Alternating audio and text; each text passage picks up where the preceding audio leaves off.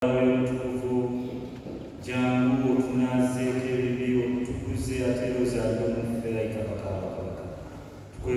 nnyo olw'ekisa ekyo ate era olw'otusobozesa ffe okukuŋŋaana mu yeekaalu yo twongere okulowooza ku bulungi bwo n'ekisa kyo n'okwagala kwa Kabaka wa Kabaka. Tukwebaza olw'akadde kano gwe okkiriza ffe okugabana ekigambo kyo. Katonda waffe omulungi, tusabye ekisa kyo kimambire ekifo kino. Tusabye omwoyo wamambire ekifo kino. Omwoyo wagule okutegeera kwaffe, tutegere ekigambo kyo ate era tukiteeke mu nkola. Tubeere abakozi ab'ekigambo, so si bavuzi ba kigambo. Naye kennyini omuddu wo okkiriza nnyimire mu maaso g'abalongo bano. Tusabye omukozese ng'ekirya, mwogere okuyisa ebigambo bwe byoteeseteese abaddu bonna abazaala nga kuwulira, so si nze benteeseteese. Oluvannyuma lwabyo ne bakolemu omulimu omulungi, bakyusibwe ate era batambule ng'ebasaanira okutambula. Ffenna tukolebwe tutyo. Wa Yesu Kristo Mukama waffe. Mukama waffe yeebazibwe. Mukama mulungi, ekiseera kyonna tugate engalo zaffe ku mutwe ng'atamwebaza olw'obulungi bw'omuteera. Ntwala omukisa guno okwebaza Katonda ampadde ekisa kye nekisobozesa ate era okuyimira mu maaso gammwe olunaku olwaleero okwongera okulowooza ku bulungi bwa Katonda n'ekisa kye ate era n'okugabanira wamu ekigambo kye nammwe.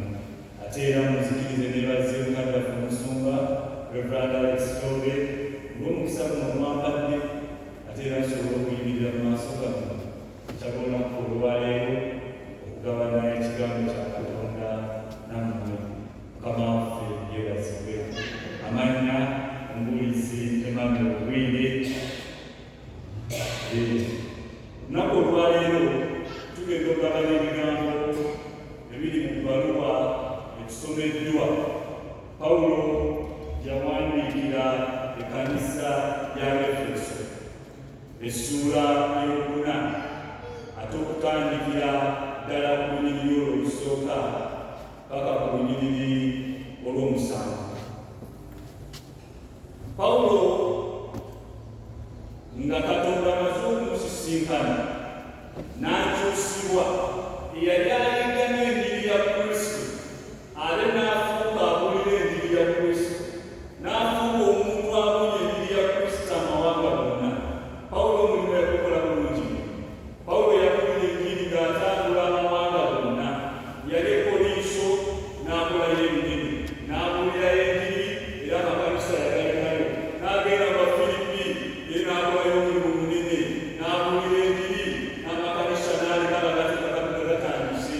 Ate n'agenda ne mu Efeso eyo nayo n'akolayo omulimu munene nnyo ogw'okubuulira enjiri n'okukyusa abantu batandike okugobera Mukama waffe Yesu Kristo, era n'amakanisa n'aleka nga gasimbiddwa. Naye olw'okuba omulimu Pawulo gwe yali akola ate mu maaso ga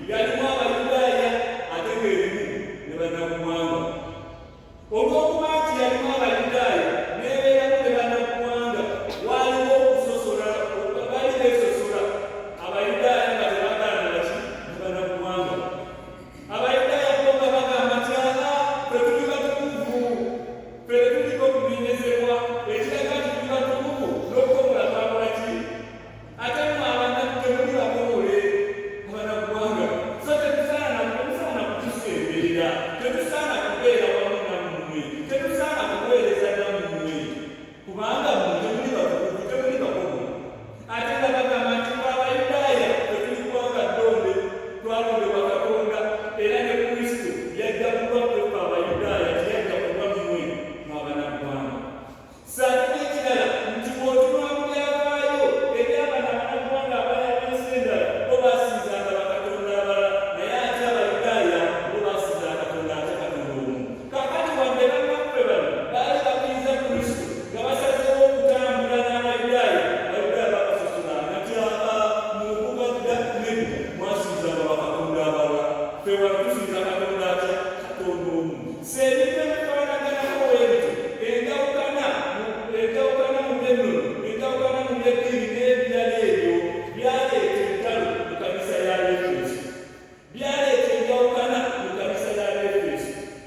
Pawulo bw'aba mu kkomera eyo n'awulira ennaku, n'awulira omutima gwe gukaaba amaziga olw'amaanyi n'okufuba bwe yateekamu okulaba ng'enjiri ya Kristo ebuna mu Efeso, okulaba ng'ekkanisa etandikibwa mu Efeso, ng'alabira ddala enjawukana n'entalo ze balimu zigenda kubenda ekkanisa ya Kristo mw'ateera mu kibuga eky'Abefeso. Pawulo awo nno w'asinziirira n'abawandiikira ebbaluwa ey'Abefeso, ng'agezaako ng'afuba okubazzaamu amaanyi okubeera obumu ng'ekkanisa, ng'afuba okubagamba nti okukkiriza kwammwe kale mumuteeke mu bikolwa, mu mbeera zammwe ez'obulamu mukole nga Kristo bwe yandikoze. Bigali ebigambo bya Pawulo ng'awandiikira ekkanisa ey'Abefeso. Tugenda nkola osobola nnyo olusooka agamba bw'ati: kyenva mbeegayirira nze omusibe mu Mukama waffe okutambula nga bwe kusaanira okuyitibwa omwayitibwa. Pawulo atandika nti enva mbeegayirira alina ebigambo byakozesa nti nze omusibe wa Kristo. Pawulo okuba nti yali mukomera, teyali mukomera lwa kubbago oba alina bye yali akoze oba yali asemutwaka, yali mukomera lwa njiri, lwa kubuulira njiri nti nze omusibe wa Kristo kyenva mbegayirira.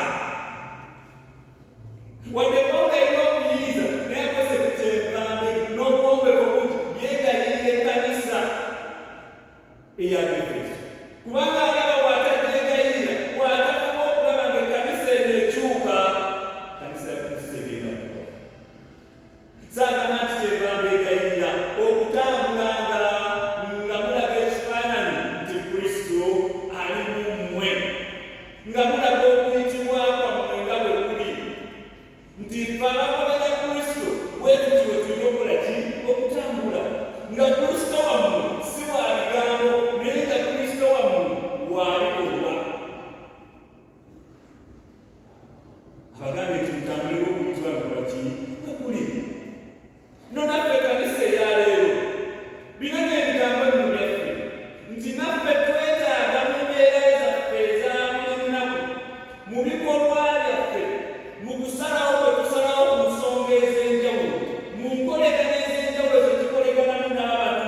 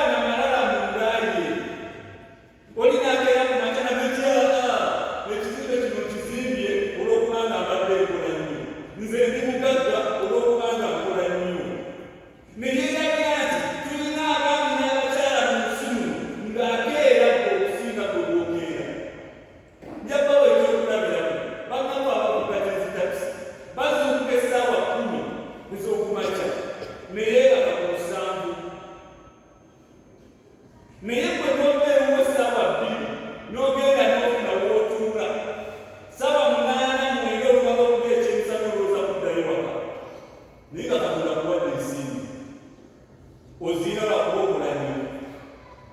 Kisa kya Katonda. Abamu kuffe emirimu gye tukola, bizinesi ze tukola, abalazi basaze nnyo. Olinanga mamuzi, nze sirunda mbizi. Nze okulunda embizi, nalunda embizi nga newozeyo kusente bange ku bbanka. Swahili n'akukuba wonna ne kufa. Kati ndi kusasula mabanja naye nga sente kinafuna mu mbizi. Naye nga Katonda akuwadde ekisa, mu mbizi alamuka akolera loosi, ate gwe mukoledde amagoba amayitirivu.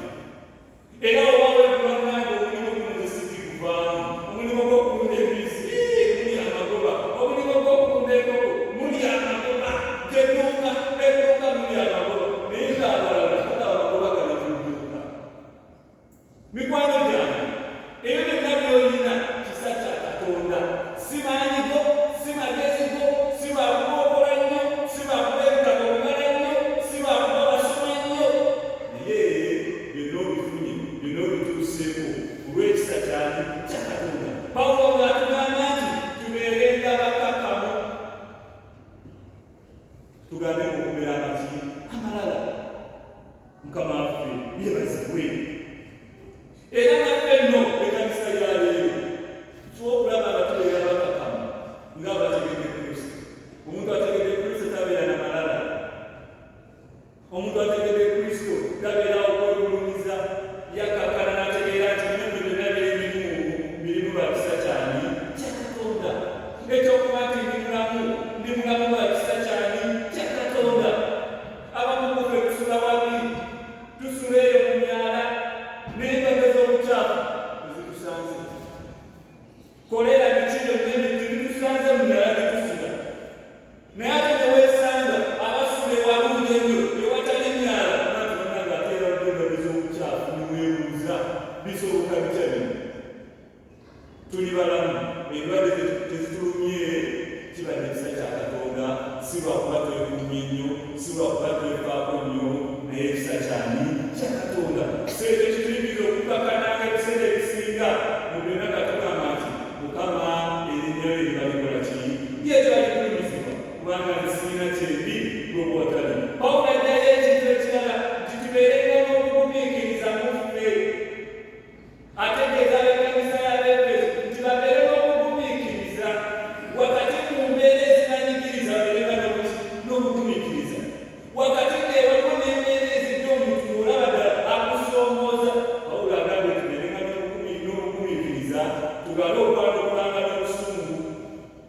Kubanga ye kyekyali ekyokulabirako ekisooka nti wadde yali anyigirizibwa ng'asoomoozebwa, asibiddwa lwa njiri ya Kristo, Pawulo yasigala n'ebyo ku mazima aga Kristo.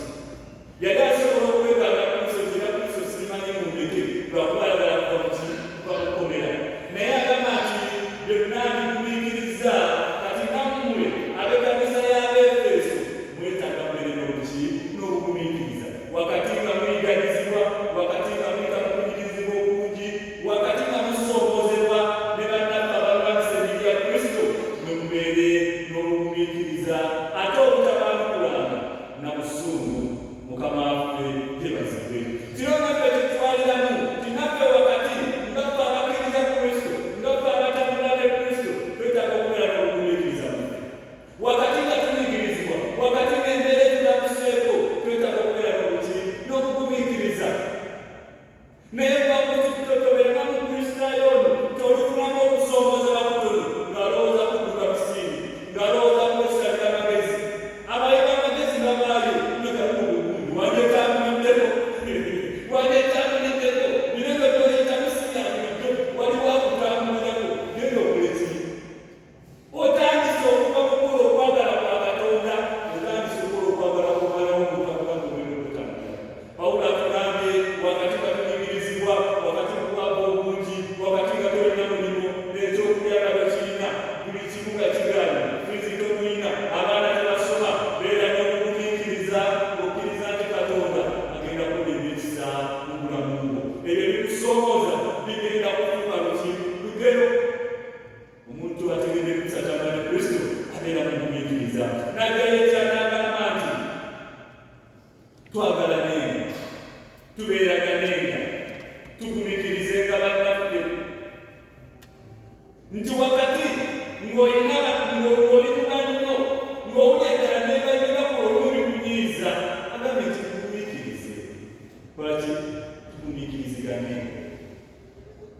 wadde ng'embeera gye bakulisaako obulamu agambye nti tukola ki okugumiikiriza ate omala okugumiikiriza obunafu bwabwe agambye nti baagala yagala okwagala kuli eri okutaliiko kakwakulizo toyagala muntu kubanga olina kyoyagala ku ssekulu toyagala muntu olwekyo kyalina toyagala muntu olwekyo kyoyagala akukolere toyagala muntu olwa pozishoni gyalimu toyagala muntu olw'okuba muli lwa kika kyekimu toyagala muntu olw'okubanga bonna mulimu emu pawulo agambye nti twagalanenga twagale bannaffe owatali kakwakulizo konna kubanga oyagala omuntu n'obukwakulizo akaseera katuuka ensonga lwaki bamwagala nevaawo ensonga eyo wevaawo kitegeeza n'okwagala kozeeki kuweddewo nti oyagala omuntu olw'ensimbi ensimbi weziggwawo n'okwagala kolaki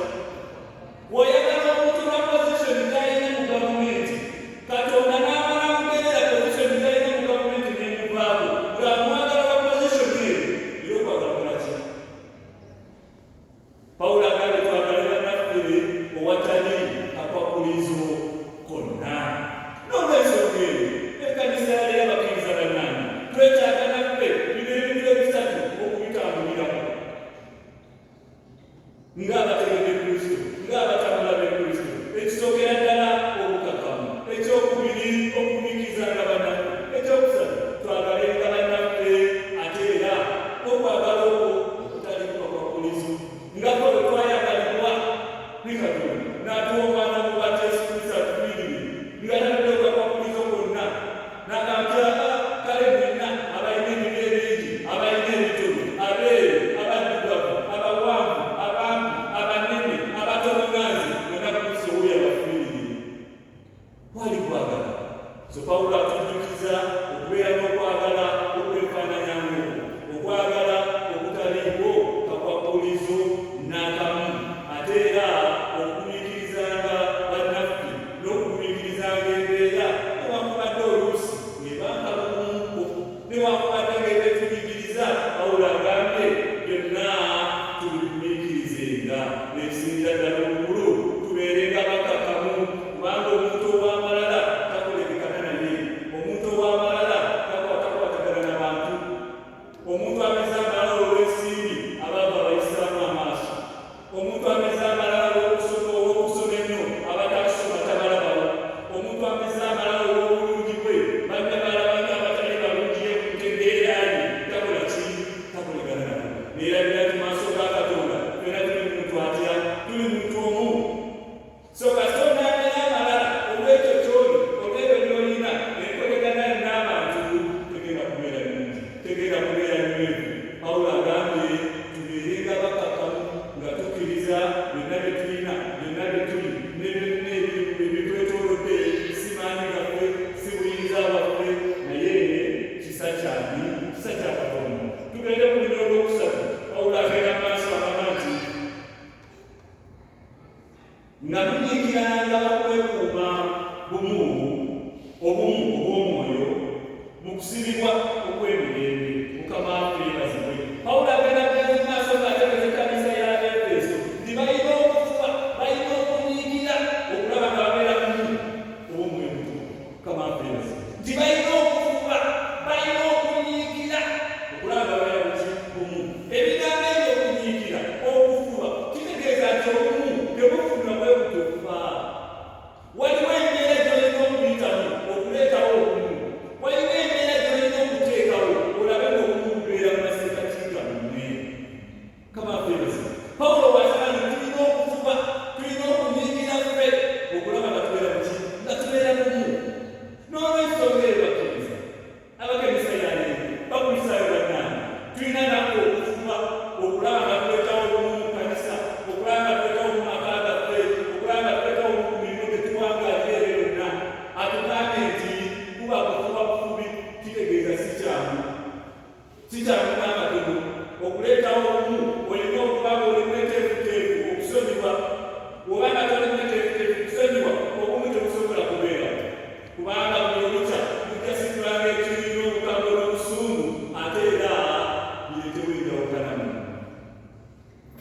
naye okusonyiwa kulina okubaawo obumu bulyoke bukola ki bulyoke bubeewo. Ebigambo by'okusonyiwa bino ddala bizibu, naye tusabe etakera Katonda atuwe ekisa eky'okusonyiwa, tusonyiwenga bannaffe n'abatukoze obubi ennyo nga tuwulira tetulina kubasonyiwa, tusobole okubasonyiwa. Kubanga bwe bumu bwe tulina okuyitamu okuzzaawo obumu mu ffe. Ekirala olina okuba ng'olineteefuteefu okusaddaaka by'olina, okusaddaaka esajjiro bw'esajjire ku lwabalala, okuleetawo obumu. Ndoza mulaba ebigambo by'okusaddaaka, ebigambo by'okusonyiwa bye tulina okuyitamu okuleetawo obumu. Ebigambo ebyo byombi si bigambo byangu nnyo. So tusabenga Katonda atuwe ekisa ekisonyiwa, Katonda atuwenga ekisa ekyo tusobole okusaddaaka ku lwabalala, ku lw'obulungi bw'abalala nga tukola ki tusaddaaka. Weetute tunaleeta obumu mu ffe. Mukama waffe yeebazibwe. Tugende ku bino olwokuna agambye ati ky'omubiri guli gumu n'omwoyo omu, era nammwe bwe mwayitibwa okusuubira bumu ogw'okuyitibwa kwammwe. Pawulo agambye ebigambo ebyo ky'omubiri guli gutya gumu. Akozesa ekigambo eky'omubiri guli gumu.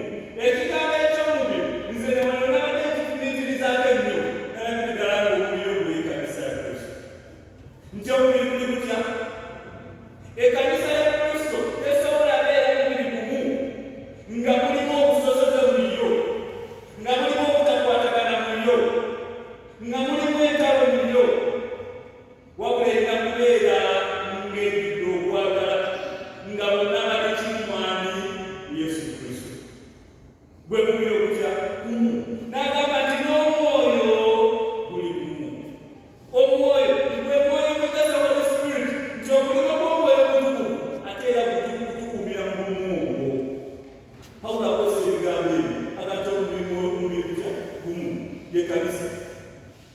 Ye kanisa ey'awamu nga yonna yeeraba ng'eyo eyakkiriza Kristo, n'omwoyo gumu.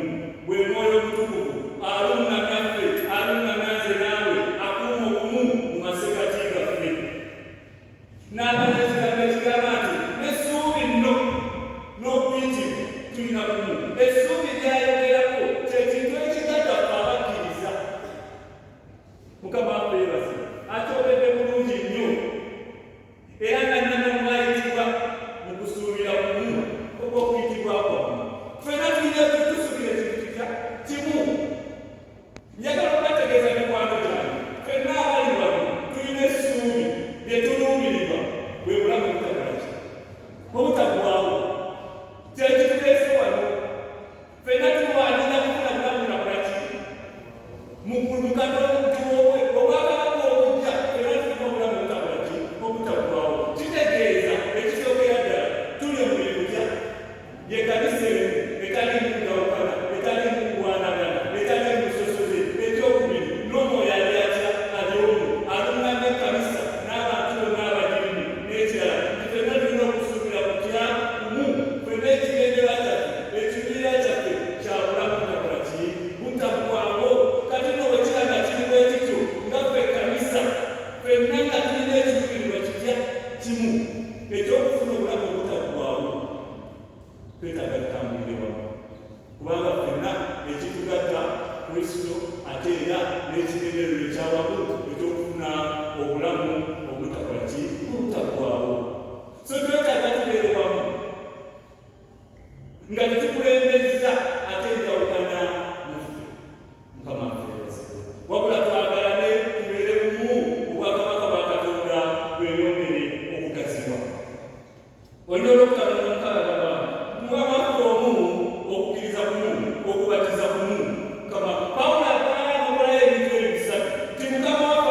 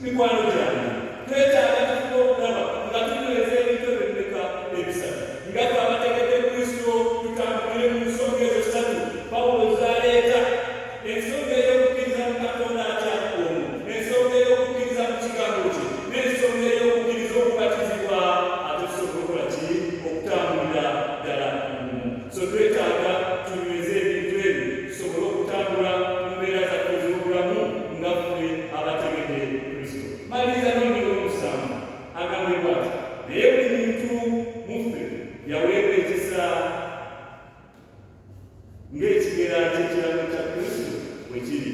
Ndi Pawulo ategeeza ekkanisa ya Efeso nti buli omu yaweebwa ekirabo ng'ekigera kya Kristo bwe kiri, ng'okwagala kwa Katonda bwe kuli, nga Katonda bwe yalabanga bwe yasinziira mu kuwa ekirabo ng'ategeeza ekkanisa eyo nti ffenna tuve mu ntalo tuve mu njawukana wabula tukolese ebirabo Katonda by'atuwadde okusobola okugaziya obwakabaka bwa Katonda.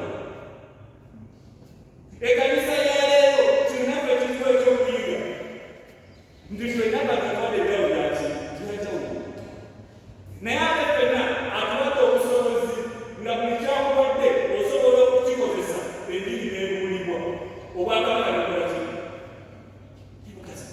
tojjala nzaba bayimbi bobeesimbe kagaba eddoboozi basobola okuyimba kyekirabo Katonda kyakola kiri kyeyakuwa naawe olina ekito Katonda kyeyakuwa mabakirimbe mu Samaliya naye alina ekite buli muntu alina ekitala kyakola kyeyamuwa ate yamuwako okwagala bwekuli naye ate ekibigadda nti ffenna tubikozese obwakabaka bwa Katonda busobole okukola kiri okugaziza. Nga maliriza mikwano gyange tuli mu biro bino nga tweteekateeka okwaniriza omwana Katonda omubaka Yesu Kristo agenda okuzaalibwa naye ate tulina ekkatala tulina ekyokuteeka mu nkola nga tweteekateeka okumwaniriza wakati nga tweteekateeka okumwaniriza twetaaga okufuba okulaba nga tutambula ng'abategedde Kristo balina okutambula.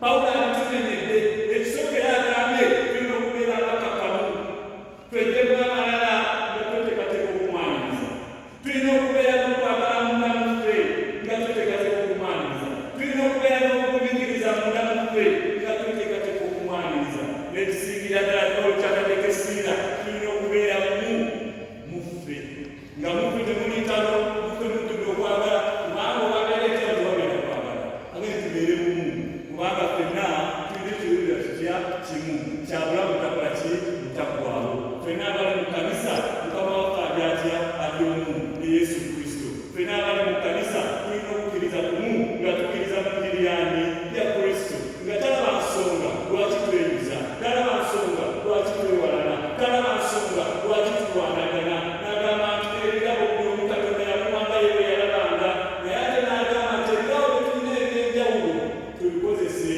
obwakabaka bwe busobole okugenda mu maaso tukozese ebirabo byatuwadde enjiri esobole okukola ki okubuulibwa n'ekisembayo tukkirize omwana wa Katonda omubwaki oyo bwe tulindirira leero n'okozi obulamu bwaffe engeri yokka esobola okufuna obwakabaka